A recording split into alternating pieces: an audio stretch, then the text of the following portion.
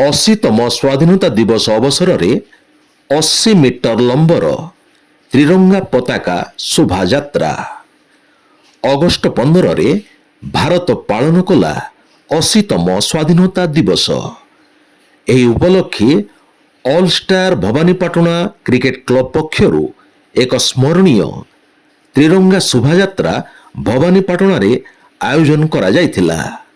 80ତମ ସ୍ୱାଧୀନତା ଦିବସ ଉପଲକ୍ଷେ 80 ମିଟର ଲମ୍ବା ଏବଂ 4 ମିଟର ଚଉଡ଼ାର ଏକ ତ୍ରିରଙ୍ଗା ପତାକାକୁ 600ରୁ ଉର୍ଦ୍ଧ୍ୱ ଯୁବକ ଯୁବତୀ ଓ ସେବାନିବୃତ୍ତ ଯବାନମାନେ ଧରି ଏକ ବିଶାଳ ଶୋଭାଯାତ୍ରାରେ ସହର ପରିକ୍ରମା କରିଥିଲେ।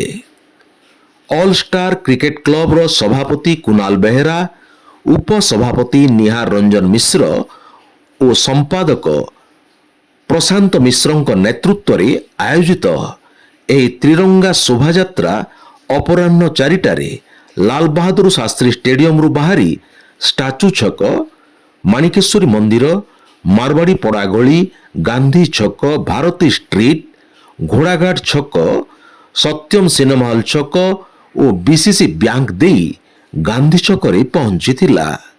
ଗାନ୍ଧୀ ଛକରେ ମହାତ୍ମା ଗାନ୍ଧୀଙ୍କ ପ୍ରତିମୂର୍ତ୍ତିରେ ପୁଷ୍ପମାଲ୍ୟ ଅର୍ପଣ ଓ ବନ୍ଦେ ମାତରମ୍ ଧ୍ୱନି ସହ ଏହି ତ୍ରିରଙ୍ଗା ଶୋଭାଯାତ୍ରା ଉଦ୍ଯାପିତ ହୋଇଥିଲା।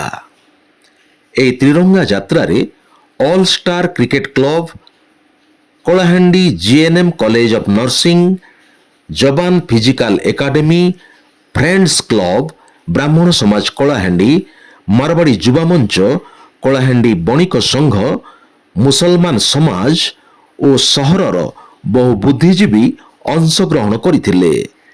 ଜାତି, ବର୍ଣ୍ଣ, ଧର୍ମ ନିର୍ବିଶେଷରେ ସମସ୍ତେ ଏକ, ସମସ୍ତେ ଭାରତୀୟ ଓ ତ୍ରିରଙ୍ଗା ପତାକା ଆମ ଦେଶର ଗର୍ବ ଓ ଗୌରବ। ସମସ୍ତେ ମିଶି ସବୁଜ ସୁନ୍ଦର ଶକ୍ତିଶାଳୀ ବିକଶିତ ଭାରତ ଗଠନ ନିମନ୍ତେ ଆଗେଇ ଆସିବାକୁ ଆହ୍ୱାନ ଦେବା ଉଦ୍ଦେଶ୍ୟରେ ଏହି ତ୍ରିରଙ୍ଗା ଶୋଭାଯାତ୍ରା ଆୟୋଜନ କରାଯାଇଥିଲା ବୋଲି ଅଲ୍ ଷ୍ଟାର କ୍ରିକେଟ କ୍ଲବର ସଭାପତି କୁନାଲ ବେହେରା ପ୍ରକାଶ କରିଛନ୍ତି।